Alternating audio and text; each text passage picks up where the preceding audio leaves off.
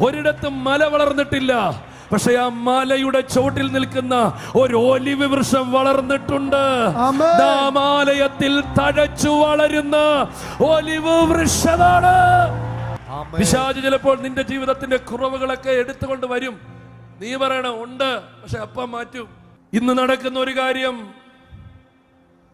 ഞാൻ വിശുദ്ധനും നിഷ്കളങ്കനും ആയിക്കൊണ്ടിരിക്കുന്നു. ഇന്ന് നടക്കുന്ന മറ്റൊരു കാര്യം, ആമേൻ, അവൻ അപ്പോസ്തലന്മാരും പ്രവാചകരും എന്ന അടിസ്ഥാനത്തിൽ എന്നെ പണിതുകൊണ്ടിരിക്കുന്നു. ഞാൻ അവന്റെ നിവാസമാകേണ്ടതിന് അവൻ എന്നെ പണിതുകൊണ്ടിരിക്കുക.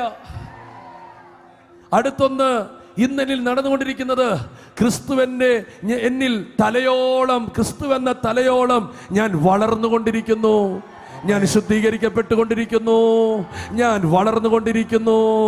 ആമേൻ, ആമേൻ. ഞാൻ പണിയപ്പെട്ടുകൊണ്ടിരിക്കുന്നു.